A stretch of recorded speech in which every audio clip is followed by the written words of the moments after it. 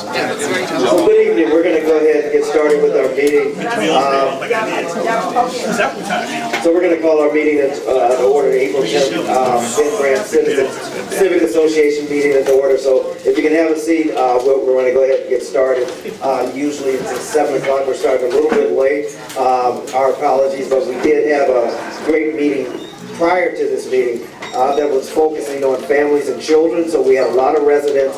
One of their concerns, we have a whole lot of new parents, new births in Penn Branch. So one of the things this group wanted to form a support group is to find new ways to bring some youth to the group, but also look at playgrounds, parents, babysitting, and everything else that we can do to help the new parents in the area. So we really are glad they were able to do it. We want to give our neighbor Jalon, who said after that she was so exhausted, thanks, and we also want to thank Kayvon from the mayor's office who was at the meeting, so he's doing double duty. So I tell you what, we're going to run this meeting a little bit different because we have a lot to get in. We are very pleased that our Attorney General Carl Racine was already here. He was very prompt and got here early. So we don't like to keep our guests waiting, so I tell you, we normally do a lot of our community business, so we have some must-do. So we have Lieutenant Jameson, who is always here prompt and on time and waiting, and in exchange we feed him. But we're very appreciative of the lieutenant. So again, like I said, I'm going to kind of turbocharge this meeting, but I'm going to make sure that we cover a lot. We do have a lot to cover. We have elections coming up. We have a lot of community events that are coming up, and then we have some general business. So in keeping with our bylaws and what we have to do, I tell you, we have our treasurer. It looks like I saw him walking down the street with the Washington Nationals baseball hat on. So I know exactly where our treasurer is. Take me a minute. He did submit his report, but we'll do a couple of housekeeping, and I'll do that report toward the end of the meeting if it's okay with the body. Is it okay? Yes. Okay, thank you. But what we'll do is move on. We'll have our secretary's report now, and then we'll go through a few quick items. And I know Kayvon has a meeting, so I know a couple of things we said we're front end. So we'll have a report from our secretary, Tawana Banks.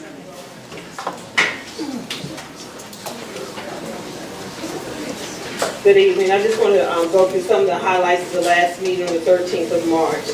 We had the guest speaker from the Department of Transportation, Director Jeff Maroshian.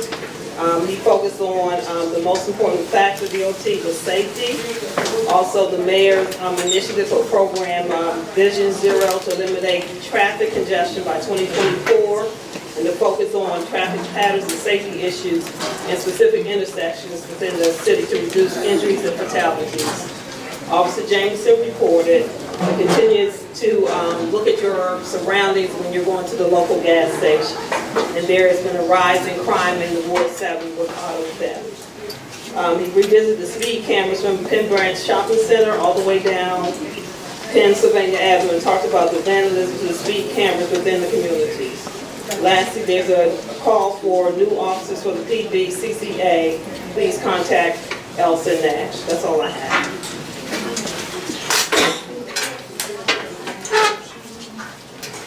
So there's a motion to accept. So move. Second. Motion accepted. Motion accepted. Thank you very much, Tawana. Appreciate it.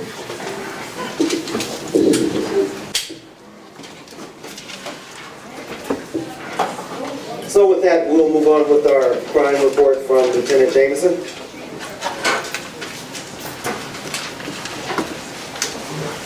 Good evening. TSA 605 crime report. Last meeting I reported it was a 100% decrease in violent crime, and there was no violent crime reported in 605. But now there has been some violent crime reported in 605. And that made the violent crime jump up by 60%. But the property crime went down 39%, for an overall decrease in crime of 19%. Let me go with the violent crime for you real quickly where it was at. We had 3 ADW guns. None of these were shootings. These were just guns pulled over people. 4300 block of Hildrich, 2300 block of Penn, and 2900 block of P. There were 3 robberies reported. 4300 block of F Street, 2800 block of Minnesota Avenue, and the 3900 block of Penn. There were 2 burglaries, 2300 block of Penn, I keep hearing that time, and the 2900 block of Pennsylvania, 2900 block of Peachtree. Like I said, property crime is down, so we only had 4 stolen autos. 3900 block of Penn, 4200 block of Mass, 4300 block of H Street, and 29 block of N.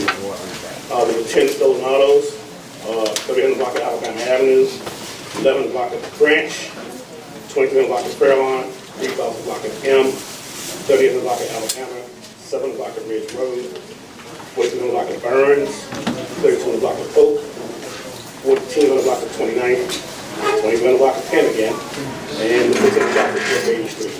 And we do have a beat down there now in the 2100 block of Penn. As you can hear, a lot of stuff going on there about where the freeway is. So we do have 2 officers that walk that beat during the daylight hours. I have 1 officer down there doing the midnight tour that I work, because the crime down that area, right? The crime in that area by the freeway is kind of jumped up.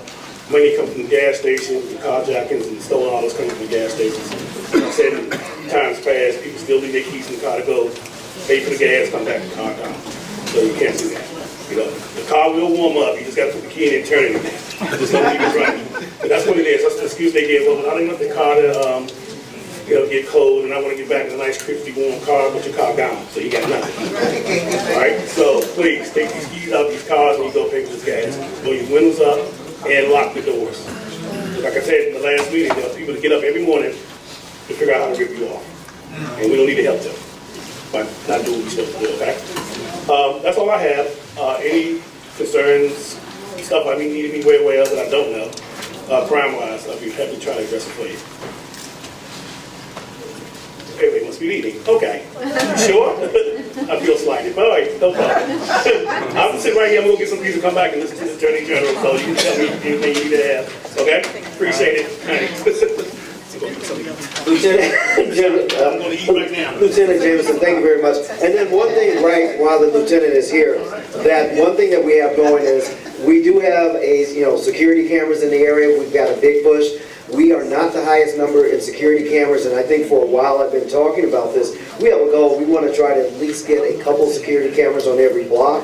It's for our benefit. It's a deterrent. It doesn't stop crime, but having security cameras, you sure do capture it. We have a few new neighbors that just added them. For example, Joan McKenzie just added them, added some security cameras. I just did it. So we're encouraging everyone to do it while there's still a rebate. Because if you look at it, you can get 3 or 4 cameras or even more. $500 rebate can get you $500 worth of outside cameras. They do have to be outside, but considering that that's a rebate, that means you can get 3 or 4 cameras, even good cameras like Nest, and all you have to do is pay the installation. You register them with the Metropolitan Police Department, and you get a refund, but you've got that sense of security, and you'll be surprised what you see on some of these cameras, including your neighbors, people, and also crime. It's a deterrent, and I think it's something we should do. So if you go to the website, you'll see I've got the cameras, I've got the forms. We do, and we'll be glad to send it out again to everyone. So just wanted to make you aware of that. I'm going to have some brief announcements from Kayvon Miles, and then again, like I said, we're running this meeting a little bit different just because the AG is here, and we want to be cognizant of his time. So, Kayvon, thank you. Thank you. How's everybody feeling this evening?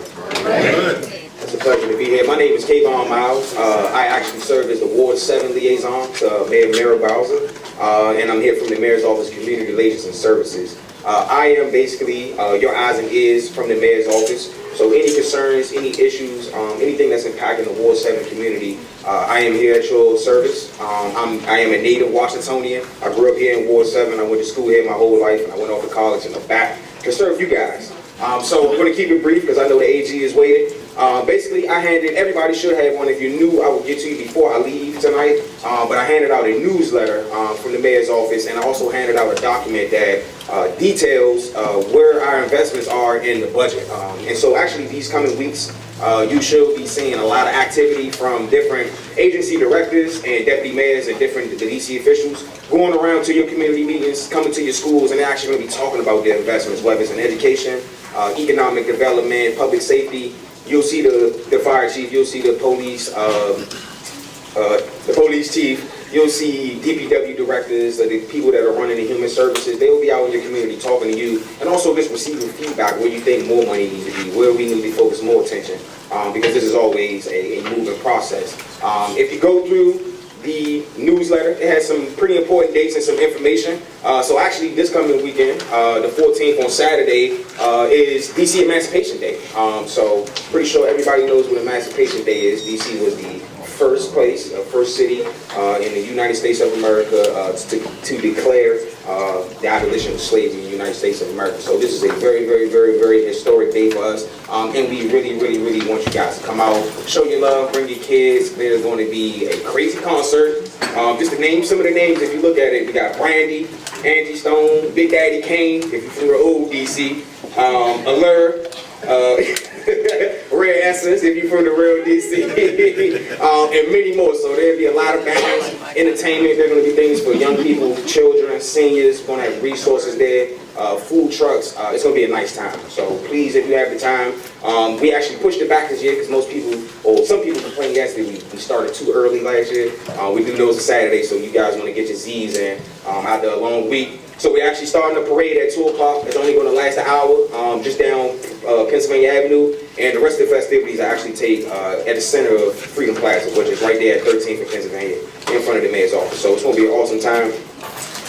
The following weekend is very important for our community. Ward 7 is most affected by illegal dumping. And so the next coming weekend, April 21st, is International Earth Day. And so the mayor is actually right now circulating a pledge that every resident in DC, if you take 5 minutes on the 21st, whether you get organized in a larger cleanup or a community cleanup, take 5 minutes, pick up some cans, some Snicker papers, some bottles that are sitting in front of your house, you know, in the curb, in the grass area that may, you know, that might be fine. I know a lot of the trash doesn't come specifically from your house. I agree, a lot of residents who talk about trash that blows down the street and it just affects them heavily. But we want everybody to just get involved and commit 5 minutes just to cleaning up your block or your area around where you live in your community, and it'll have a huge, huge, huge impact. Beyond your 5-minute commitment, we actually have a number, over 100 different groups that are volunteering throughout the city, in various neighborhoods all throughout the city, to do 30-minute cleanups. So they come to your neighborhood and they're going to do the whole block, or they're going to do the whole neighborhood. So there's so many different cleanups. Depending on how much time you want to spend, 5 minutes, do it in front of your house and get in your car and go about your Saturday. If you want to commit 30 minutes to your community, there's more than likely something going on at your rec center or at some hot spot where you live where the trash is prevalent. Well, we'll have a community organized cleanup via the mayor's office, or it may come from Serve DC or maybe a local business in your community. So be on the lookout for that. A lot of it doesn't have to be online. You'll see people running around in green shirts on Saturday with pickers and things like that, trash bags. Please feel free to just speak to them if you want to get involved. It's totally free. This is your community, so let's be responsible for it. And to connecting to that, if you actually open up the newsletter, there's some basic information about city services. So I'm always pressing my #1 job, and what I made my goal as a Ward 7 liaison is to improve our reporting of issues in Ward 7. Ward 7 has the second lowest usage of 311. So that means we're not in first place, but we're in second place for not reported problems that the city should be taking care of. And so let that sink in. We have a portal here. We have 5 different methods for getting in contact with all of our city officials and city services that are responsible for cleaning up streetlights, potholes, economic development, whatever you may need, whatever interest you may have. The AG. 311 is where you need to report this information. You can use your computer. If you're at work, you know it's a pothole in your alley, or you want your alley to be redone, or people are driving too fast up the street and you want a traffic safety investigation. It takes 2 minutes to enter this information via 311 online, on your cell phone. You could call in. If you call in now, we have improved the call centers within the last 2 years and added over 50 new call takers. So if you call in 311, you're on the phone under 30 seconds. Your issue is logged and sent off to the correct agency within a minute or 2, depending on how much explanation you need to get. So it's very, very, very efficient. And I want to encourage everybody just to use it. If you know people who do a lot of complaining, but they don't do enough reporting, please encourage them to use 311. Give them this flyer. Give them my number. I will come and talk to them. I will show them how to download the app. I will call 311 for them. We have to report these issues. Yes, this is very important. So please just spread this information. Jimmy spoke about it, the security cameras. We're not #1 in the city right now. Ward 5 is winning, particularly Bloomingdale, with the highest number of private security cameras owned in the city. So this is really, really, really important for your own personal safety. And it's a really, really, really great way to manage crime and the criminal element without so many resources. So you'll be surprised that a lot of people don't want to be recorded when they're committing crime. A lot of people do not want their picture taken or spotlights on them. And if you look in a lot of these communities, the cameras help a lot because people steal packages or they do these simple petty crimes. And the next thing you know, within maybe an hour or two, your picture, a screenshot of you might be on Nextdoor, or it may be on Yahoo or Google, or your local beat officer already has it on his phone because of these security cameras. So if you don't know about it, the information is here. You can call the number, or you can actually visit the website and get some more information. There are 2 different programs. There's a rebate program and there's a voucher. The voucher program is for eligible seniors and citizens who are receiving social services. You can actually qualify for that. So I know that Penn Branch is a heavily senior community. We love our seasoned citizens. And so what we actually did last year was we incorporated this program via the Safe at Home program. So if you qualify for the safety improvements that the Office of Aging delivers, you've already qualified for this program. And actually, as a senior, we actually do the installation for you. So we'll contract an installer to come out, and they'll do everything for you. Compared to the rebate program, you know, some of you younger people have to find your own contract. But I'm close on time. Those are my major updates. I know you guys are very intelligent, so you can read the rest of this. I would love to share my contact information before I leave, because I have 2 other ANC meetings to get to. So I can be reached at 202-251-9930. That's 251-9930. My first name is Kayvon. That's spelled K-E-V-O-N, period. Last name is Miles, M-I-L-E-S, at dc.gov. Very simple. Kayvon.miles at dc.gov. If you spelled it wrong, I hope you got my number. Please give me a call. And I'd love to hear from you guys, and I hope to see you around on the 21st for Earth Day. Thank you very much. Hey, Kayvon, thank you very much. So before we bring the Attorney General on, I just want to bring up a couple of things. One, membership in this community, that's what drives us. So if you're eating pizza, things like that come from contributions that people make, but it also comes from memberships. So you'll be getting outreach from the block captains about that. A couple of other things I do want to make, we'll talk about later in the meeting that we're going to do activities. As a community, we try to make sure that we really get to know our neighbors and that we really try to address issues affecting our neighbors. So a couple of things. We didn't have a community, our regular yard sale, but we will have a yard sale. We'll talk about that later in the meeting. We have a new concept for doing that yard sale that would involve our neighbors. We think is going to be very successful. Community block party that we had last year was very successful. We are going to do that again. That takes place in August, the first week in August, second week as a rain day. It was extremely successful thanks to participation from our neighbors and the mayor's office to make sure and it was well attended. But most of all, thanks to Tawana Banks, who it was her idea. She planned it, she executed it, and she kept everybody in line. So we're appreciative of that. So much so that it started as a small impromptu block party. Last year she formalized it. This year we're going to formalize it again. We want that to be our annual party event. And that's in lieu of a dinner dance. We used to do that. Dinner dance cost us upward of $5,000, $6,000 and escalating. That was very expensive for chicken that we can do and have fun. So we've made that decision that we want to have fun. We had hand dancing in the street. It was a great time. Food, people really appreciated it. So we're going to repeat that. Also, earlier in the back of the room, we're going to be doing community activities to get our community moving. So we have a representative that will speak later.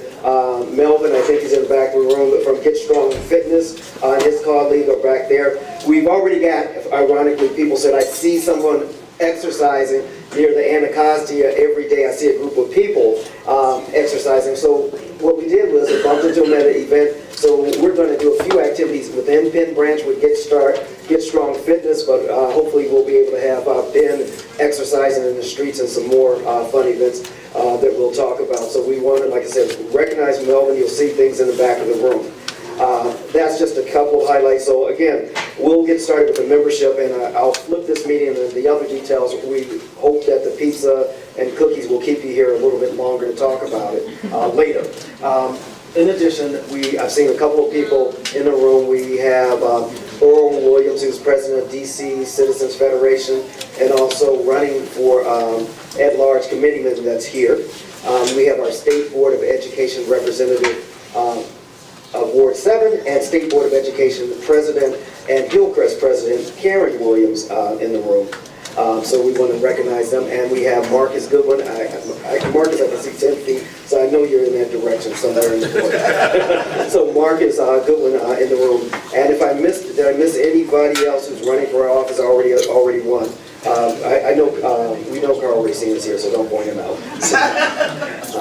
Anyone else? And then I'll encourage you that if you're sitting to somebody next to somebody that you don't know, your neighbor, turn around and introduce yourself if there's a new neighbor in the room or someone who just moved to Penn Branch, but make sure you get to know your neighbor. So with that being said, go ahead and get your pizza, but I want to introduce our speaker for the night. As I said about 10 times, Carl Racine. He's the first elected Attorney General for the District of Columbia. He started in 2015. Office of Attorney General. What's significant for us is independence and accountability in the district residents, for district residents. Now, we had, during that year when he was elected, we had all kinds of candidates there. I think I was out of the country and was appearing by screen.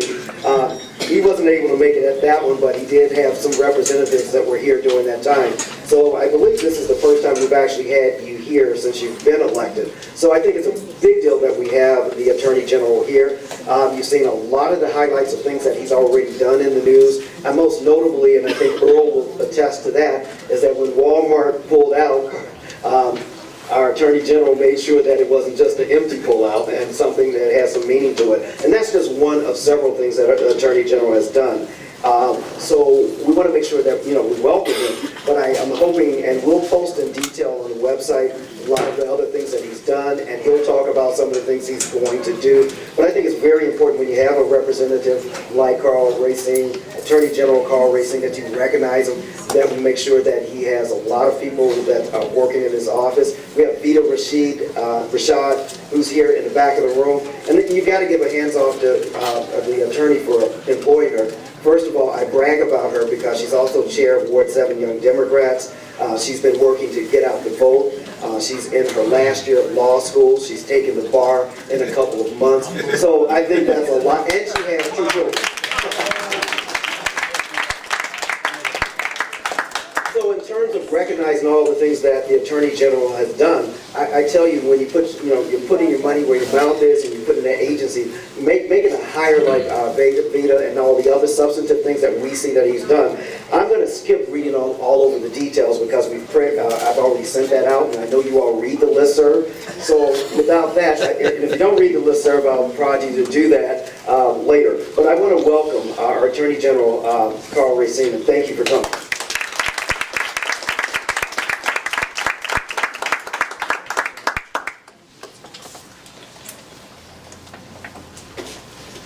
Okay, well, good evening, everybody. Good evening. All right, it's a great pleasure to be here. And Jimmy, I really appreciate that warm and generous introduction. I'm sorry that Kaban left because I was going to emphasize that, it really makes sense for us to go and apply for those cameras. I can tell you that I live in Ward 1. I live on, in between 13 and 14 and T Street. And my car has been broken into now 3 times since becoming AG. Going back to being a private citizen may not be a bad thing at some point. I don't know what the deal is, but every time it happens, the first thing I say to myself is, I can't believe I've not done what it takes to get a camera up. And as soon as I call the officers, the first thing they ask is, do you have a camera? So I promise you that after I get home tonight, I'm going to go through the motions to do what it takes to get a camera. And I think it's fantastic that you've got somebody here focused on health and wellness. It's the one thing that we can do for ourselves is really put in more balance in our lives and walk more steps. And, you know, instead of 7 slices, I stick with 6. So I would commend that to you as well. So look, in coming here today, let me agree with you vociferously about Vita. Vita is an extraordinary young person, a mother of 2, as you say, law school at night, studying for the bar, now working full-time at the Office of Attorney General. It would have been an impeachable offense for me not to hire her because she's so extraordinary. And let me add that we've had a couple of other folks in our office. We hired Robert White to be our first community engagement leader. And Robert, of course, is now the at-large council member. Trayon White also worked at our office for just under a year. And Trayon also is now on the council. That's not to put pressure on you, Vita, what you might want to do, but we've got really good people and young people focused on DC, and I think that the better days are really ahead of us. So, in coming tonight, and I know the history of Penn Branch, well organized, and so Jimmy sure enough identified some issues that he wants me to address.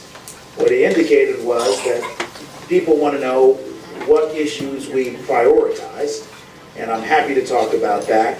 People also want to know about the reports last week of sharing companies on the internet that may be discriminating in regards to certain wards. We heard about the ride service called Via, and the fact that Via is not right now providing services in Ward 7 and Ward 8. Happy to talk about that. Talk also about homeowner retention and also touch on Walmart. So let me see if I can get all that in the next 12 to 14 minutes or so, and then maybe allow for some questions and answers. I've got to say that what I like to do, if I can save a minute or two, is to give a minute or two of my time over to Mr. Goodwin, who's running for at-large city council. It's a practice that I have to give a little bit of my time to somebody who dares to run for office so they can be heard. But when I say a minute, I just mean a minute, Mr. Goodwin. Not now, it'll be a little bit later. I will definitely give you that minute. It's so important to get people out here running for office for the right reasons. By all accounts, Mr. Goodwin is doing it for the right reasons. Okay, so let's go quickly. What are the priorities at the Office of Attorney General? To be sure, the election for the AG's office occurred in 2014, and so I've been in office since January 2015. So we've just about completed 3 years. And I think it's absolutely fair for people to ask, what have you been up to? Let me identify those priorities and then put a little bit of meat on those bones. So priority number 1 for the Office of Attorney General was to follow what the people wanted. And the people of the District of Columbia overwhelmingly through a referendum made clear that they wanted an Office of Attorney General that would be completely independent from the Office of the Mayor. That's not to say that people wanted the Office of Attorney General and the AG to every day wake up and fight with the Mayor. No, what they wanted instead was the Office of Attorney General to have an independent mandate and do things for the public where he or she might be evaluated so that they would be held accountable to district residents. Way back when we first started, Mayor Bowser and our office kind of got into it a little bit around the idea of having an independent office. Happy to say that those early battles were probably necessary in hindsight, but they're over. We are entirely independent, and the Office of the Mayor recognizes and respects that. To the extent there are questions that linger, believe me, I feel totally empowered to assert our independence at any time. So number 1 objective was to do what you all wanted. Act independent, be objective, and also use the law to help regular people. How are we helping regular people? Well, what are our other priorities? Another priority that we identified in addition to independence was we wanted to play a role in the juvenile justice space. And what we really wanted to do around juvenile justice was to create outcomes that would be beneficial to the community and that would actually make the community more safe. Outcomes that enhance public safety. Let's talk about juvenile justice. Why did we focus on juvenile justice in the District of Columbia? Two reasons, really. We know that young people start, unfortunately, a life of crime pretty early. And so the most successful time to intervene is also very early, number one. Number two, we decided to focus on juvenile justice reform because juvenile justice is one of the only things that we have in the District of Columbia that is exclusively in the control of DC officials. So the Office of Attorney General has exclusive jurisdiction over juvenile prosecution. Here's what we did. Once we got into office, we studied what we were doing as prosecutors in the juvenile justice system. Here's what we learned. We learned that we were prosecuting individuals for crime almost on a zero tolerance basis, which is fine if that's the way one wants to approach it. But then we looked at what the outcomes of the prosecutions were. And what we found was that the outcomes of our zero tolerance prosecution were two doors. We would prosecute after a judge finds the young person to be involved. The court would either place the young person on probation or commit the young person to the DC agency that's in charge of handling juveniles who've been adjudged to be guilty. That's DYRS.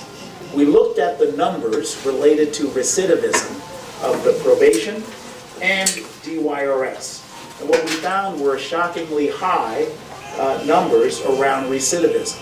For example, probation and DYRS commitment has a rate of recidivism well in excess of 50%.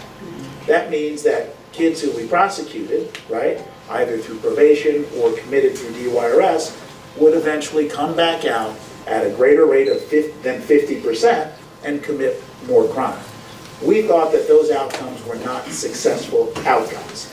So what we decided to do after studying what others were doing throughout the country was we created a third door for young people. The third door is a door that is actually not within the criminal justice system, but it's outside of the criminal justice system. Here's how it works. The way it works is that the police and or the Office of Attorney General can choose to not prosecute a young person. In exchange for that not prosecuting a young person option, we instead reach an agreement with the young person and hopefully a responsible parent or adult in that young person's life that we're not going to prosecute you just yet, but here's what we'd like you to do. We'd like for you to take a psychological, educational, and family assessment tool.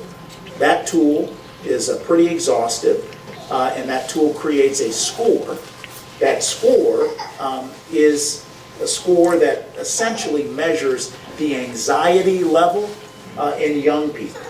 A score over 80 means that a kid is feeling really anxious. And when a kid is really anxious, what does that mean? They're more prone to make poor decisions, right? Okay, so fine, we've got this assessment, the kids have taken the assessment, that's great. Then what do you do? Based on the assessment, what we do is we take a look at what the answers are, and we look at those as needs. We then try to identify services that might match up with those needs of the young people. Okay, so needs, services, intensive services for 6 months. You can call the program diversion if you like. It's actually called the ACE diversion program, Alternatives to the Criminal Experience. But what you need to understand is that it's not a tap on the wrist. It is a real program that identifies the needs of the kids and then provide services to the kids. Now, after 3 years, okay, we've been doing this for about 2.5 because it took us some time to study the system. We have had over 1,750 cases of kids that have gone through diversion. I'm happy to report that nearly 80% of those young people have not been rearrested, okay? What that means is that services that are narrowly tailored to really match up with the real need that a young person has can actually help a kid and a family and a community identify the right direction, not the wrong direction. And so I think that that has been quite successful. I can tell you that we're trying to push that model out to other states, but more importantly, we're ready to double down on that in the coming years, should I be reelected. I should tell you that I'm running for reelection. It turns out right now I don't have a Democratic opponent. There could be an independent or Republican opponent that gets in the race a little later on. But I'm here to tell you that we're going to continue our work on evidence-based solutions to reduce crime focused on young people. Okay, so I've identified 2 initiatives, right? Independence and juvenile justice reform is what I call it. But in a real way, our juvenile justice program is really all about making communities more safe by what? Giving kids the services they need so they don't get into a life of crime. Very important programs. Okay, third initiative that we focused on. Oh, I should tell you. You might ask, who pays taxes here in D.C.? All right.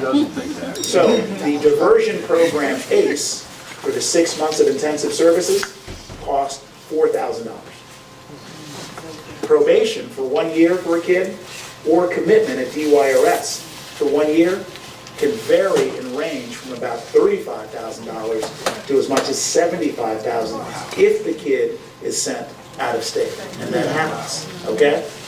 So I would argue to you that what we're doing in diversion is producing better outcomes, number one. It's cheaper, and it keeps kids in the communities in which they have support. So I think it's working on all fronts. Next area of focus for the Office of Attorney General. Does anybody here think that there's a housing crisis in the District of Columbia? Okay, all right. Well, there's a housing crisis in the District of Columbia. We were really focused on our role in this. What role can we play to help? And so what our lawyers and team identified really in talking with the community is we identified numerous examples where I would call it really bad developers, bad landlords, and bad management companies would come into DC, really focus on a set of buildings where people have lived oftentimes for decades. They would acquire those buildings, buy them. Why? Because those buildings were located not so far away from a metro, right? Once they bought the property, they would then follow the business model. And their business models, not all developers, but these developers, were as follows. Once we purchased the property, stop maintaining it, right? Allow the rats, the mice, the rodents, the mold, and all that other stuff to come in, and in the hopes that failure to maintain the property will result in people, what? Moving out. Moving out. And when people move out, what does that mean? That means the landlord, if he gets everybody to move out, he's got that building now and can renovate it in a way that they want so that they can find other tenants, right? And we know that there's a law called TOPA out there. The goal also of these bad landlords and bad developers, not every developer, not every landlord, but there are some bad ones, was to deny the tenants their TOPA rights. They would hope that all the tenants would leave, and therefore they wouldn't be able to organize, or only a handful of tenants would stay, and by definition they would be the weaker players and wouldn't have the wherewithal to organize for a competitive bid when the property goes up for sale, okay? So here's what we decided to do. We have lawyers in our office. We decided to sue them like crazy. And so we brought about 7 lawsuits now against slumlords throughout the District of Columbia. And I'm happy to say that after the court's initial hesitancy on these cases, court kind of didn't know what to do with these cases. We're starting to win these cases all the time. And now the slumlords are starting to want to settle the cases. What's really important now is that we're bringing these lawsuits and we're bringing in different theories of law that allow us to not only get the properties renovated, rehabilitated, cleaned up so that people can live in a safe manner with dignity, but also now we're bringing in new theories that allow us to seek restitution, right, from the landlord where the money goes to those tenants. And so in one action that we brought, we were able, this is Terrace Manor, we were able to get a court to make the landlord give the tenants an average of $9,500 a tenant, okay? And that's for rent that they paid for services they didn't receive. So that's holding, to me, that's holding, again, these bad landlords, these bad developers, these bad property managers accountable. All right. Unfortunately, it seems as though we're going to have to do more of that because, you know, we still need to shake out the bad players from the good players. And we're going to continue to do that. The third priority that we had, fourth priority that we had was really standing up an Office of Consumer Protection. And so in DC, the Office of Attorney General really didn't have a standalone consumer protection office, and now we do.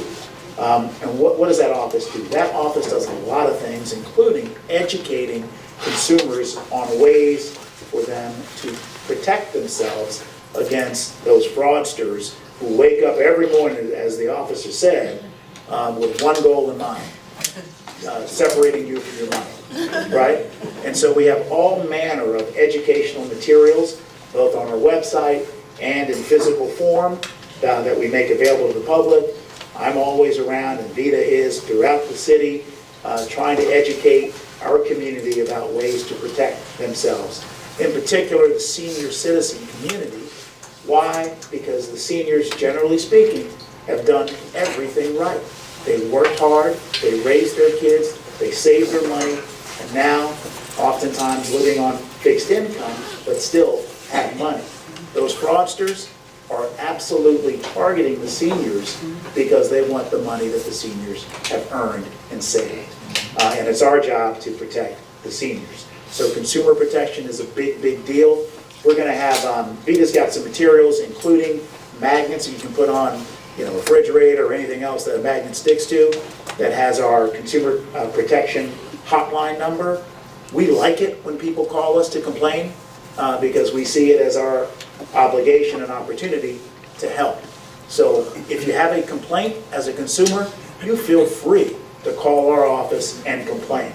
The last thing I'll say about consumer protection, and then I'll go to the Walmart issue, is this. Not only do we bring consumer protection actions and lawsuits, we also have a real crackerjack group of folks, about 3 people in the office, trained mediators, who are there to help residents in their issues with merchants. Not enough residents call us to get us involved in helping them. But I'm happy to say that just last year, we had enough residents call us that we returned $7 million to residents who called us. And we did it without filing a lawsuit. What we did was we got on the telephone with the residents and the companies, and we dealt with the companies like that. I can tell you that most of the heavy consumer companies, particularly telecommunication companies, cable companies, they have a dedicated line for AGs. AG called to complain, you call this line. And guess what? Their people at those lines are told to resolve the matter, okay? So if you can do me a favor and get the word out that if somebody feels like they've been taken advantage of by a merchant, didn't get the good or service that they bargained for, please feel free to call our office. We'll get on the phone with you. we'll write the letter to the company, we'll follow up, and we'll get you your money back, if there's a good reason for that result. Okay, Walmart. I don't have to tell you the history. Long and short of it is, I think Mayor Gray, did a great job of negotiating the deal. It was a hard deal. It's controversial of bringing Walmart into the city. Now, the mayor wasn't going to sell the city out. The mayor said, look, you guys can come in here, but you're going to have to open stores in areas where the food deserts and there's not enough retail. And Walmart agreed. Now, I got to tell you, went back, we looked at all the documents, all the paper. We didn't necessarily do the best job in the world of dotting the I's and crossing the T's in regards to our dealings with Walmart. Walmart's extremely sophisticated. They're not going to tell you that this is not really a deal, right?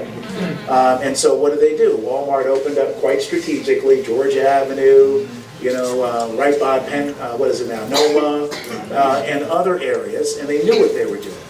And at the end of the day, they backed out of the deal with respect to Skyland and another area that really needed retail.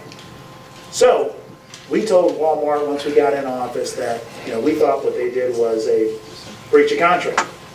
They wisely said, "Show us the contract." I was like, okay, now they want the contract. Where's the contract? And like I said, the paperwork was not as pretty as it should have been. At any rate, we told them that we were going to sue them. So we've had this dance with them for a long time. And finally, we resolved it with them, whereby they agreed to pay us $1.3 million. It's going back to the city. I got to say that 1.3 is not the full value of what a store would have been, okay? But I think it's important nonetheless that we pursued the matter and that they're paying the city, because in my experience as AG, what I see all too often is that the city is eager to enter deals with businesses, but the city really doesn't paper those deals well, and the city rarely, if ever, checks to see whether the companies are doing what they said they were going to do. So I think the precedent of holding Walmart accountable was extremely important, and I look forward to doing that in other instances. Let's see if there is something else that I missed that you wanted to talk about. I think we also mentioned housing, protection, seniors, abusive lending. Yes, so abusive lending, mortgage companies, the practice of redlining, right? Which is where financial services companies make a decision that they're not going to lend money to certain areas because they view those areas as riskier. Surprise, those areas tend to be areas where people of color and folks who may not have the fanciest degrees live. That doesn't mean that they're not credit worthy. That doesn't mean that they shouldn't have the opportunity to get a proper loan. In that regard, what I can tell you is that our office has absolutely brought suit against payday lenders. We brought suit against predatory lenders. Let me tell you about one case in particular. We brought suit against a company called Cash Call that was operating on a Native American reservation out in the Southwest on the internet. And what they were doing in regards to consumers throughout the country, including DC, is they were charging these folks usurious rates. So the rate in DC that you cannot charge more than is 24%. Cash Call was charging DC consumers up to 200%. Wow. Exactly. So you had folks who were in a state of great need, right? I need $5,000. I don't know what's going on with my family member per se, but we need it. We're going to sign the deal with a Cash Call. Well, you ever try to pay off a loan at 200%? No. You can't. And so sure enough, a DC resident, this is a real example, after 5 years of always paying the monthly amount of a $5,000 loan, guess what her balance was? $9,000. Okay? Well, we sued Cash Call, settled the case. They returned every bit of money to that woman and everyone else who had taken out loans from them in DC, and then we got them to forgive another $5 million in loans. But the point for everybody is this: the Office of Attorney General is armed with really good lawyers, happy to come in and help, but we can't help when we don't know what's going on. And that's why it's so important that you've connected to VITA, and that's why it's so important for me to be out here. We've now connected, and you know that you can always reach out. And we may not be able to tell you what you want to hear, we'll tell you the truth. But where there's an opportunity to bring suit and catch your back, we got your back on that. Okay? The last thing you asked me to talk about, I think, was development. And I've got to tell you that, unfortunately, the Office of Attorney General, we don't build property just yet. So I did send an email out to the mayor's team to ask them to provide me with some information about development in particular around this area. And they're going to get back with me. They didn't get back with me in time for me to share information with you. But I'm happy to provide the information that I eventually get to VITA, and I'll make it available to every one of you. I think with that, I'll pause and be happy to answer any I questions. think part of the development question has to do with enforcing first source, which is for the new jurisdiction. Very important. So the first source rule, it's a great question. So the first I didn't source, hear it. Could you repeat it? sure, here's the question. So with respect to development and construction, This is the question. here's the question. So in regards to development and construction, DC has a rule called the first source rule, which basically requires companies to first hire DC residents. We're actually being challenged in a lawsuit by a company that claims that the only reason why it didn't hire DC employees was because, and I've heard this before, couldn't find any good qualified workers, right? And so that company is now suing the District of Columbia in court about the constitutionality of the first source rule. I'm very confident that rule is constitutional, and that will eventually win in court. The first source issues is another example of the city entering into contracts and not really focusing on enforcement, right? And so I think that we're getting a little bit better at that, but I think if the executive works more closely with the Office of Attorney General, we can get to a place where all the contracts are identified and highlighted in ways where we're actually monitoring companies to ensure that they comply. We're not there yet, but I think we need to get there into the future. Thank you for your question. Happy to take any other questions. Mr. Williams. In regards to Walmart, I know the city did not sign a contract with Walmart, so it's very great that you got some money out of it. That does not obviate the fact that Rappaport still is suing them for pulling out.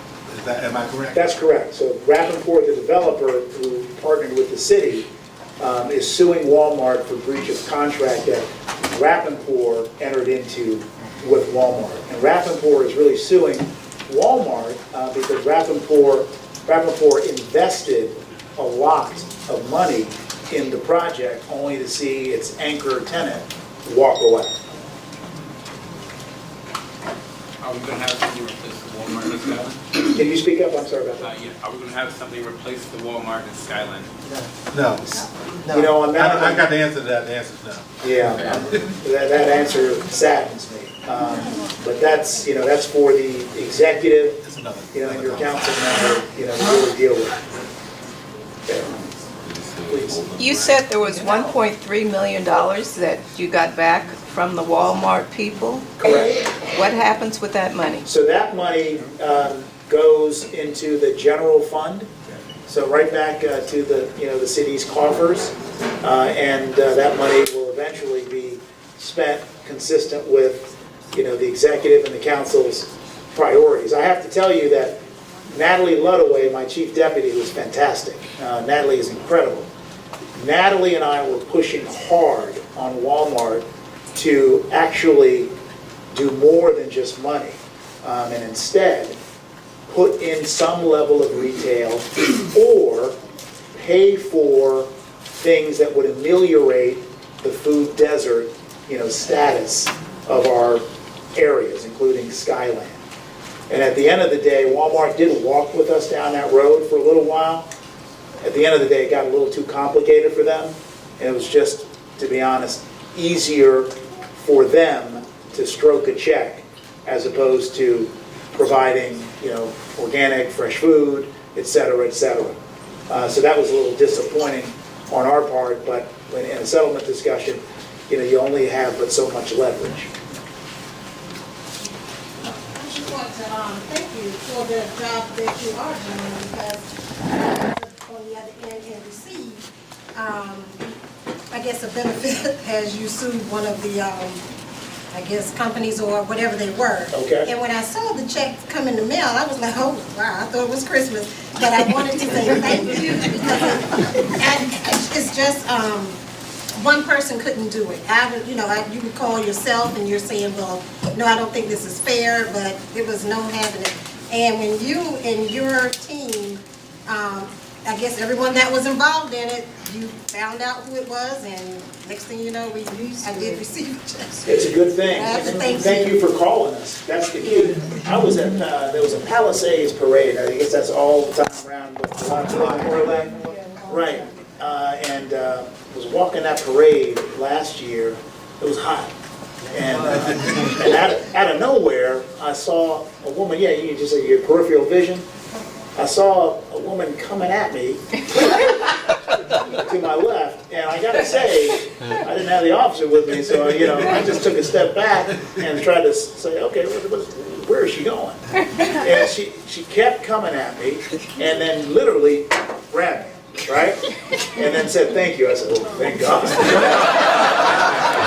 And I said, ma'am, why are you thanking me?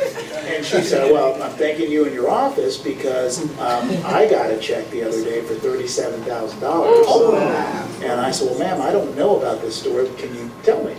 And she said, yes. I bought a car, and I knew it had a problem, but I kept thinking that it would go away. And so I allowed that lemon law period of time to expire. And then my car literally kept falling apart. And I went back to the dealer, they were like, hey, you're 2 weeks beyond the lemon law day, sorry, can't help you. And sure enough, one of my colleagues hadn't told me this, called the mediation line. The mediation line stuck with her, and sure enough, she got that $37,000 back and returned that bum car. Which is, again, to say, call us. Okay? Now, I think I did save a minute for Marcus Goodwin. Come on up here. Again, I do this because it's so important that young people understand that this is their community and that they need to step up and participate and help. Go ahead, you got a minute. Good evening, everybody. My name is Marcus Goodwin. I'm running for DC Council at Large. I'm one of 8 kids in my family. I'm the 5th, so there's no psychology to define me. But I grew up balancing conflict and consensus from an early age. My mother raised us, and we saw that in one generation, positive educational opportunity can help you achieve economic mobility. I'm focused on 3 things as I run for council. 1, economic empowerment, especially for Ward 7 and 8. My family moved to Ward 8 in 1999. In 2010, Ward 8 had 7 full-service grocery stores. Today, there are only 3 full-service grocery stores for 155,000 DC residents. That makes it one of the worst food deserts in the country. Second, I'm focused on education. My mom's a DCPS teacher at Lafayette Elementary. We see that our schools need to be able to budget independently from central office and not run the same way. Anacostia High School has a different population than Wilson High School, and they should be treated as such so that we can provide the best possible public education. And third, the construction of more affordable housing. What do I want to do that we aren't currently doing? We need to focus on creating tax increment financing bills, pass them through council in Ward 7 and 8. There has never been what we call a TIF, a tax increment financing bill, in Ward 7 and 8. But the Wharf was a TIF, Union Market was a TIF, Convention Center was a TIF. It's time for Ward 7 and 8 to get that kind of attention. I hope that's 1 minute. Thank you all for having me tonight. I look forward to speaking out.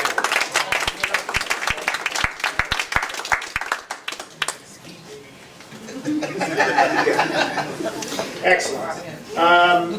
Okay, well, look, I guess this is the time. So if there are no other questions, and then if there's no other pizza,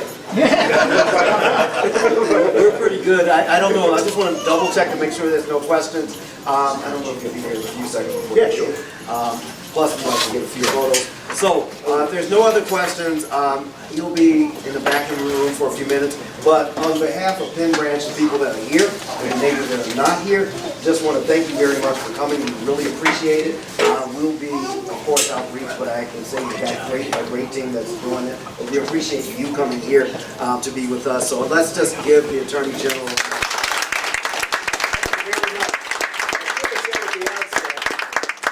I didn't grow up in Ward 7. I stayed at Fort Davis Street right up the way because my cousin and his mom, my Aunt Mary Whedon, lived over there. So I stayed up here in Ward 7 running around as a kid. So it's good to be home.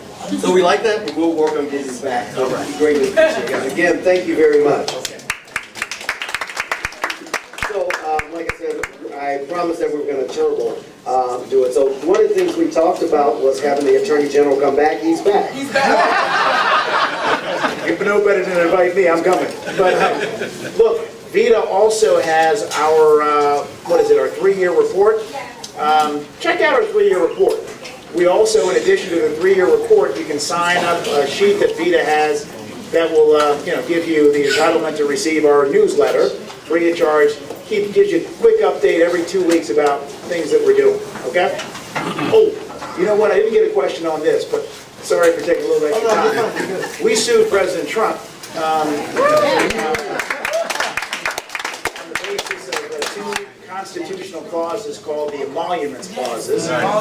We had an argument way back in January on those, and then we got a ruling just 4 weeks ago from the Federal District Court that indicated that we, the District of Columbia, and my colleague in Maryland, have standing to move forward in our suit. The next date we have is June 11 for an argument on what the definition of an emolument is. And then after that, we'll be able to start getting documents from the President's businesses to understand where that money is coming from that's going into his hotel. What we know is that foreign governments are going to that hotel, spending liberally, because they tell you the truth. You say, why are you here? Oh, we got to make sure the President knows that we honor him, because we got some business to do, and we don't want the President to think that we don't honor his personal business. That's illegal. That's why we're suing. Again, thank you very much. So, the other thing we talked about is we do have a lot of activities planned. So I want to have Marvin, I saw you back there 2 seconds ago, but I want to have the Get Fit team come up here to talk. We really want to talk about a couple of big things that we're going to do in this community. It's my last 3 months that I'm really racing to get to the end of. It's been a great show. I really enjoyed it, but I want to make sure that this is full and robust. And then we want to talk about a special meeting that we're going to have tomorrow for my Education Committee Chair. But Marvin, unless you're shy. No. Hello, everyone. Hello. My name is Jeffrey. I just messed that up. Wait, you know what? I just called this man Marvin 3 times in a row. And I'm looking at the paper saying Jeffrey, and charge it to my typing. All right, how y'all doing today? Well, the first thing I wanted to talk about is that there's a lot of pizza going on that I saw in the back there. I hope y'all plan on working all that good stuff off a little bit later. Or I'll have small slices. But no, I just wanted to let you all know that I represent Get Strong Fitness. We're a Ward 8 days personal training service. We've been here for the past few years now. We started off in 2014, in September, And for the past few years, we've been in Florida Avenue. We've had class in Anacostia Park, and we've recently opened up a gym in Northeast. So if you're all interested in learning about that, please let me know. The main thing as to why we wanted to set up in DC was that we know there's a big issue in regards to the development of chronic diseases, the lack of socioeconomic health, and the lack of understanding of how to pretty much deal with a lot of the stress and a lot of our causes of a lot of the issues that we have in our communities. So with our company, we're teaching people how to eat properly, how to deal with your grocery stores, how to survive in the food desert, how to work out with the little bit that you have. And so that's the first thing. And we're also working on trying to connect with more people here. We're interested in hosting more classes to get people involved into what you're doing, how to make the most out of your parks and your recreational time. Whether you have 15 to 30 minutes, how you can do the most of that. So that's something that we're really working towards. And to finish off, we are really working towards just bringing fitness to DC as a whole on this side of the river. When you look around, there's not a lot of gyms over here. You have to go to District Heights, or you have to go to East Silver for a gym. You have to go across the water. We want to make that more accessible and easier for people here. And so we recently put in a proposal to the MLK Gateway. So we're trying to make that dream a reality. But if you all like to speak to me, or you have any questions, please let me know. I have business cards laid out in the back of the front table you all signed in at. And if you all have any questions, now is the time. If not, well, thank you all very much. This is a great evening. So, Jeffrey, thank you very much. Now, we sent out a live link to the website. We'll post it on our website, and then we're working together on some things that we'll do, as I mentioned here, right here in Penn Branch and nearby. So we're encouraging everyone. You know, the temperature is cold today. That means you have on coats. But come Thursday, when the temperature hits up 80 degrees, the truth will be known. So let's just make sure. Let's just make sure. So we'll work with Jeffrey. We'll post it on the website. But we want to encourage our residents. And like I said, we think it'll be fun. We have a lot of hills in the communities. We have our own parks. There's a lot we can do to work out. So Jeffrey, thank you very much. And we'll talk. Jeffrey has his materials in the back of the room. Again, we plan to talk about what the good work that he's doing. Already a few residents had already emailed me, as I mentioned earlier. So we want to make sure that we support what they're doing. We support the company, entity that's right here in the neighborhood. We know we have Planet Fitness coming at some point in the area, but guess what? Working outdoors can be a whole lot of fun. So again, Jeffrey, thank you very much. Thanks, appreciate it. We'll see you. He'll be in the back of the room, so we'll talk to him. So next thing, we're going to follow back up, and again, I'm going to slow down, but we have a lot to cover in a short period of time, and I want to be respectful of your time. I know Marla, would you like to do an announcement, because we have another important meeting that takes place from the Penn Branch Education Committee in this room tomorrow, and Marla's going to give talk about that briefly.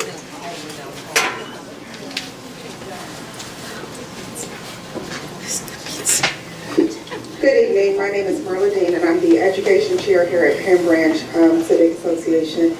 Tomorrow we're having a Ward 7 Education Roundtable discussion, and the DCPS Interim Chancellor as well as the Interim Deputy Mayor of Education will both be here, Anna Smith and Amanda Alexander. We're hosting this joint Education Committee meeting with Hillcrest Education Committee. And the reason why we're having this conversation is manyfold. You've heard about all the controversy that's happened in the city around education. But Hillcrest and Penn Branch and Ward 7 has actually been deeply involved in advocating for a different educational landscape for our children. And so we're going to talk about issues of feeder patterns. We want to talk about the absence of middle schools in our community, tag programming, so many different things. What's going to happen with Winston? What's going to happen with Fletcher James? There are just so many conversations that are happening in Ward 7 that we are trying to address, because right now we're just not experiencing the type of outcomes that other parts of the city. And so many of our children, you may have seen the chart that went around of how many of our children actually leave Ward 7 to go to other wards to go to school. So there are many pertinent issues. Please let everyone know tomorrow, here, right here, 7 p.m., we're having an education roundtable, and we hope that you will come out, especially tell people you know who have children, because we want people who have children, school-age children, in the room. This is a very important discussion. We really know that this is important. It's important for so many outcomes, health, economic development, but also just because we care about children here on Ward 7 and we want them to have a successful life. Thank you very much, Laura. Laura Richards' community reports, and we're going pretty quickly, but we want to cram it in before everyone gets tired. This is really good. Okay. Hi, this legislative committee report, I've touched briefly on 4 items. We got a question last month about the TOPA bill, the tenant's opportunity to purchase. So just for status, the bill to exempt single-family homeowners from the TOPA bill had a first reading. It hasn't had final passage. I anticipate there will be final passage. There are 2 amendments, one from Mary Shea that would require landlords to notify their tenants 3 days after they list a house for sale, and then one from Treyon White, who wanted to make it easier for seniors and people with disabilities to understand their TOPA rights. So in all likelihood, people who rent their homes, single-family homes to tenants, will no longer have to comply with TOPA except for giving the tenants notice. Let's see. We have from time to time talked to you about the pension bill, exclusion bill. It died in council last year. It has been pending in council again this year. And there's been no action again. Our councilman Gray says he's still trying to get some action. There's going to be a hearing on April 18th at 10 o'clock before the budget committee. A number of us are going to try to testify there and say, pass this bill. And we hope that many of the rest of you will send emails or try to come down. Oh, I do have a written copy of my report on the back table there, so you can pick it up as you go out. And we do have a website for the restored pension exclusion, so you can check out our website and get all the details. But we all know the issue. The bill, if it ever passes, will let retired public servants deduct $20,000 from their taxable income. It's a great bill. It has lots of co-sponsors. Don't know why the council keeps introducing it and not acting on it. There was a comprehensive plan mega hearing that was March 20th. It started at 2 o'clock. It broke up around 4 a.m. I testified somewhere around 3 o'clock in the morning. It was fun.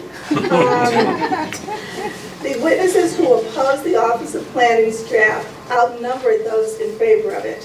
The Office of Planning draft would give the Zoning Commission unchecked authority to interpret the plan, and would also take away citizens' rights to appeal any decision from the Zoning Commission that they don't like.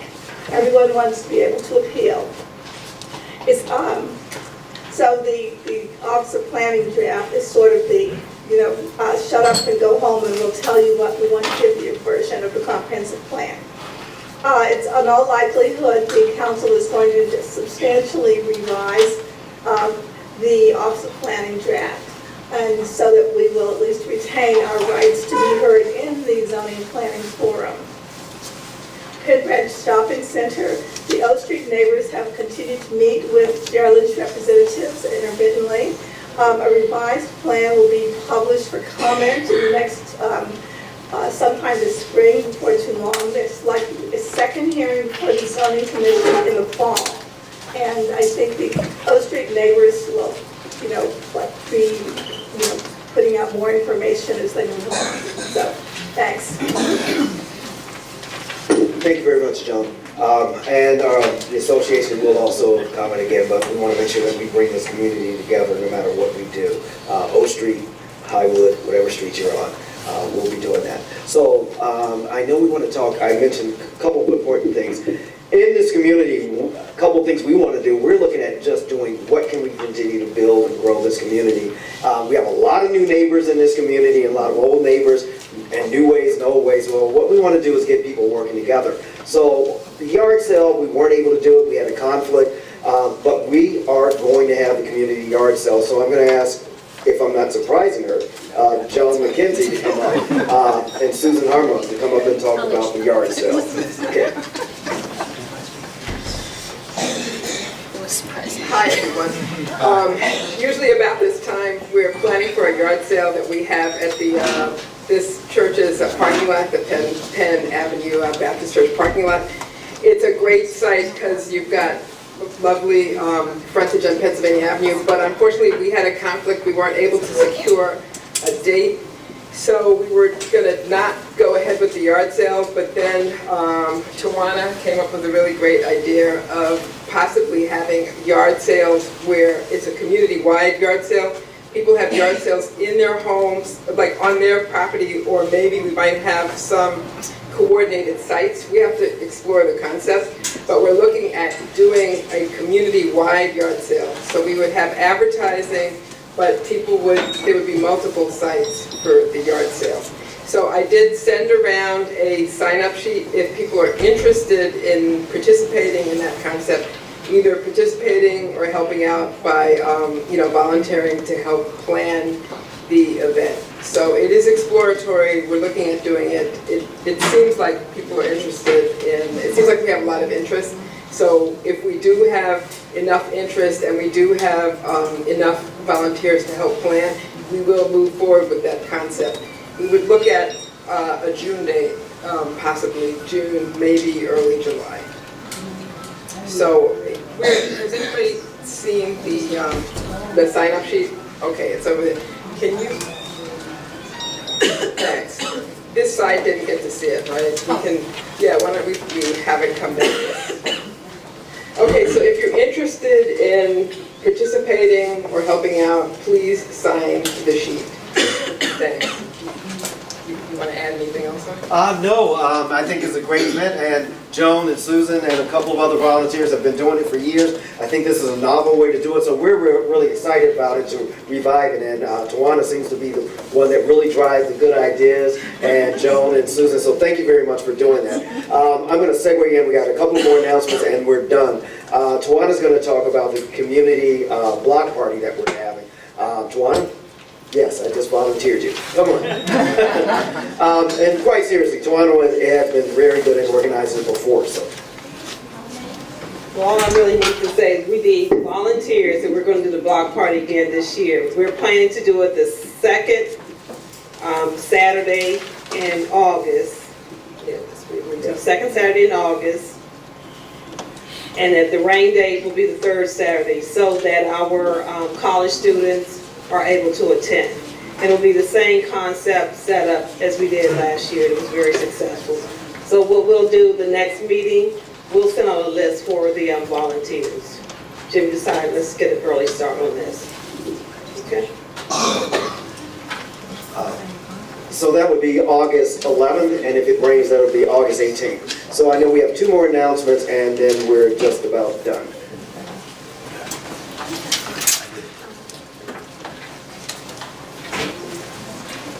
Hello, I just want to take a few minutes of your time. My name is Harold Davis. I'm one of the solid waste inspectors for Ward 7. I've been over here for approximately 5 months.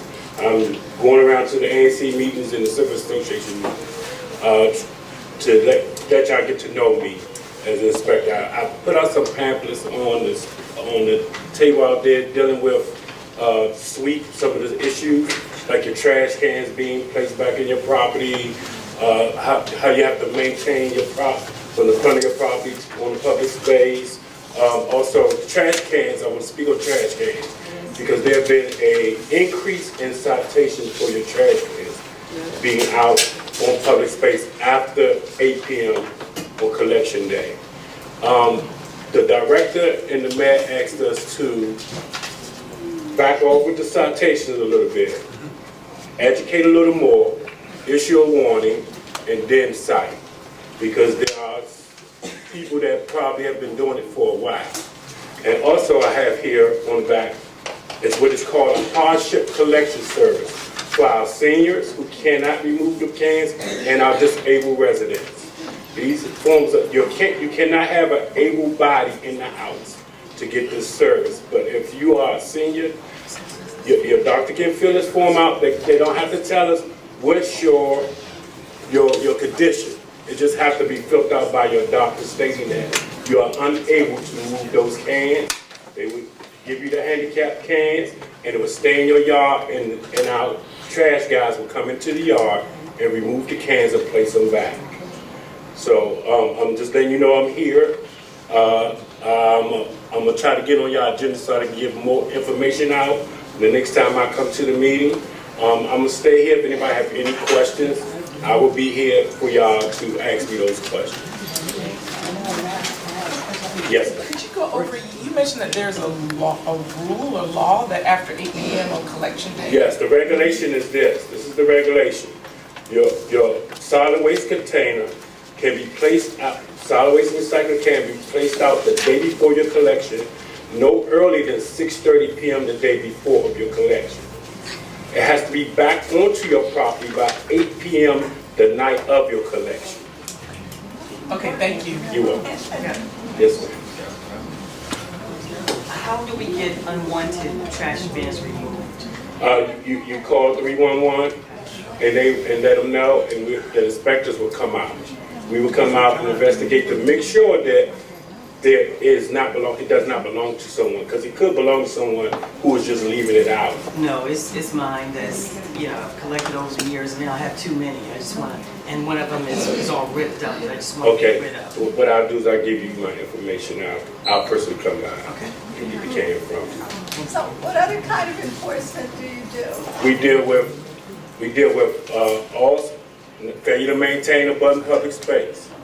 That is from your property line to the curb for residents. For commercial properties, it's from their property line 18 inches into the street that they have to maintain. It's also, plastic bags are not legal. They're only supposed to be in your container, because the plastic bags allow the squirrels, the raccoons, and possums to eat through the bag, and the trash are being scattered all over the alleyway or the front of your property.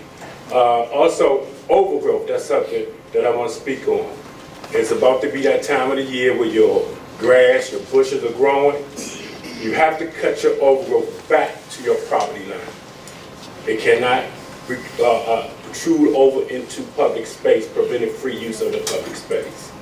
That's also a citation. So we have those are some of the main ones we do is trash cans, overgrowth, failure to maintain public space.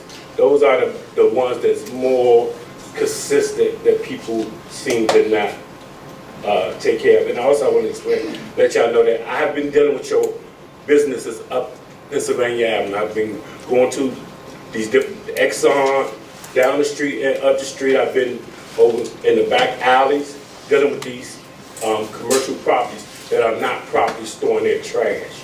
And I made the Exxon get a recycling container, both Exxons, because they were not recycling. So, like I said, I'll be at this minute. Can you address yard waste collection? Is it supposed to be happening at the same time as our regular household trash, or what's the schedule going to be for the spring, summer? Yard waste, you should call 311. So that sometimes if it's maybe a bag or two, the guys will grab it. And sometimes they won't grab it because it's, they'll call us. Because they don't know necessarily what's in the bag sometimes. So they'll call us saying that it's plastic bag. But it should be a separate collection. Yes, it's best to call 311 because then we'll know that your yard waste is out there for collection. Okay. I think you're performing a valuable public service. It's really Big Brother, but what the heck.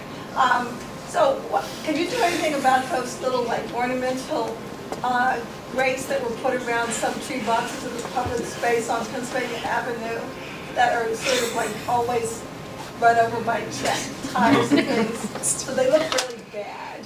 Now, actually that is DDOT. Okay. That deals with the beautification around the tree box space. Okay. Now, if you have an issue, I have no problem with emailing DDOT about that situation and have them come out and look at it. but people are allowed to beautify the tree box space. Yeah, I think she's talking about DDOT unbeautifying the tree dots space because they're overgrown, they're broken up, and we call quite a bit, and they're pretty slow. So, but I know that's not your area. So what I do, I have no problem with getting involved with that. I have no problem with getting involved with that email chain to try to speed things up for you all. Thank you. Okay? All right. No, thank you very much. And again, I really appreciate it. And so we'll make sure to reach out to you again, Mr. Davis. Thanks a lot. Appreciate it. So another thing, I know I forgot one more announcement. One of our neighbors asked, there's been some emails circulating about Porch Fest that one of our neighbors is having and sponsoring. Now, I want to be clear that whatever our neighbors are doing, we support it. We want to work it in. It's an independent event. That's not a Penn Branch event, but just because it's a Penn Branch event doesn't mean that we don't support it.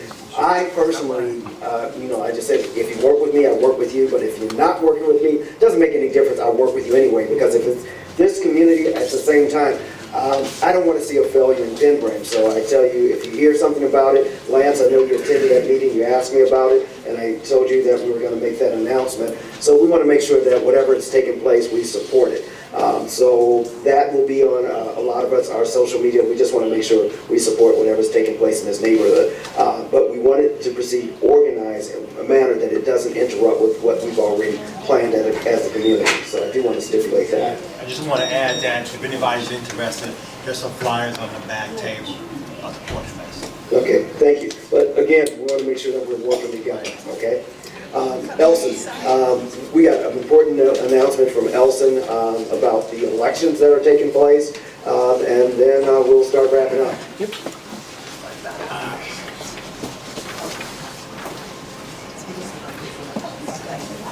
Thank you, Jimmy. So those of you who don't know me, my name is Elson Nash. I'm the chair of the nominating committee.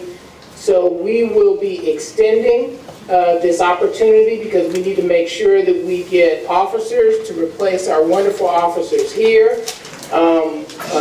Those of us who are block captains we've done a push out to the community around nominations. We've gotten a few, but we need to make sure that we get more nominations for our officers. As you know, this is critically important to the legacy that many of our older neighbors have created for our community. And so it's critically important that we get more nominations for these offices. And so I will continue, along with the block captains, to push out to make sure that we get more folks to continue this legacy and this great work of our neighborhood association. Do you have certain positions that you haven't received nominations for? Actually, the folks who have interest in, they're open. So they haven't said what positions that they're interested in. I've got 3 folks who have been nominated, and they said that they're flexible in terms of the opening. So with that, I just want to make sure that we get other folks who are interested, and if there are folks who want to nominate folks specifically for offices, submit those names. I will follow up with those individuals to see if they accept the nomination. Elections were supposed to be in May. And so that's one of the reasons why we need to do this push. Our offices on the rotating, like you would have your president and secretary, and then that following year, the vice president and treasurer. It's the whole slate. So based on the current bylaws, it's the whole slate, is not staggered.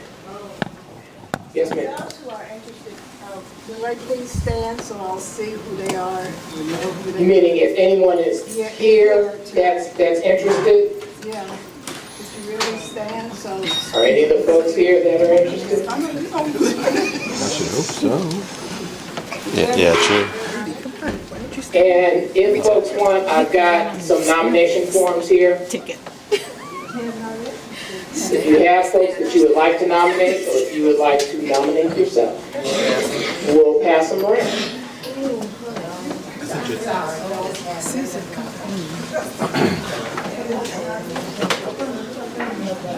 Okay, so we'll do that. So a couple of things now, it has been pointed out to us. A couple of people have emailed saying that they wish the terms were staggered. They think that would create the vacuum, because right now we're rushing trying to fill all the officers' slate. The other thing that's come to our attention, our bylaws are no longer complied with DC standards, so they really need to be updated. And we can stand for them update. It's one of those things I wish I had done, but given where we are, it's too late for me, and hopefully the next will do it. But we should start taking a critical look at our bylaws. I know I did reach out to DC pro bono. They had looked at it. They did point out that there were some major changes in 2011, so our bylaws are really out of sync with DC law. We know that.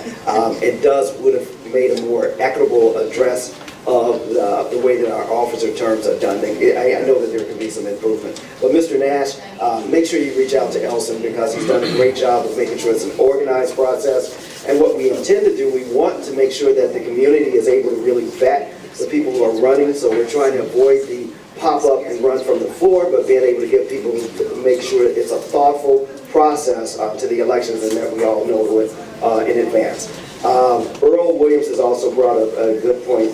Earl Williams is president of DC Citizens Federation, and want to talk briefly about his forum. Good evening, everyone. Again, my name is Earl Williams. I'm president of the Federation of Citizens Associations of DC. On Saturday, we're having a candidates forum. Doors open at 10 o'clock at the Masonic Temple at 10th and U, right next to the African American Civil War Memorial. We're going to start a chair forum at 11 o'clock. That'll run from 11 to 12. And then at 12:15, Mr. Goodwin will have an opportunity to talk about his vision for the city and the other at-large candidates. We're also inviting those candidates that have filed independent. So we're going to have a full day of people talking about their plans for the city. Current member Nita Bonds and Alyssa Silverman also will be there. So if you're available, come out on Saturday. Doors open at 10. It's from 10 to 2 at the Masonic Temple, 10th and U Street, Northwest. Light fair to start our day off, and then we're going to have some good political discussion. Thank you. So thank you very much. So are there any announcements or anything that I missed? I just want to make sure. So I tell you what, we want to be respectful of our neighbors. I know we are trying to address a lot. We ask you to call 311.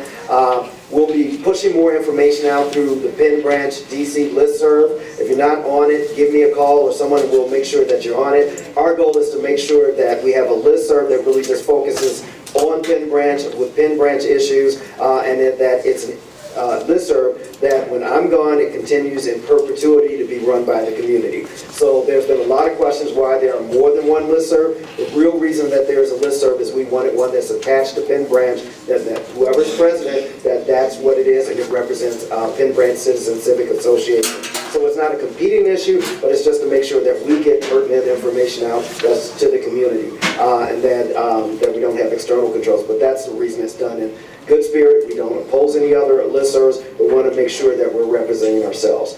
If you have any questions about anything, again, you can email info@pennbranchdc.org, info@pennbranchdc.org, or you can call me up on my cell phone is so public, I answer every call. So, and that number is 202-669-3974. 202-669-3974. So thank you. Oh, and one final announcement. I keep forgetting myself. Next week is the Ward 7 Democrats meeting. So you don't have to be a Democrat to attend, but we welcome everyone, our community. It's Ward 7 focused, so we invite you all also to attend to that. And with that, thank you very much for coming, and stay tuned, and love your neighbors. Ward 7 Democrats meeting at Ward D Height Library on Billy Road. Hey, Stan.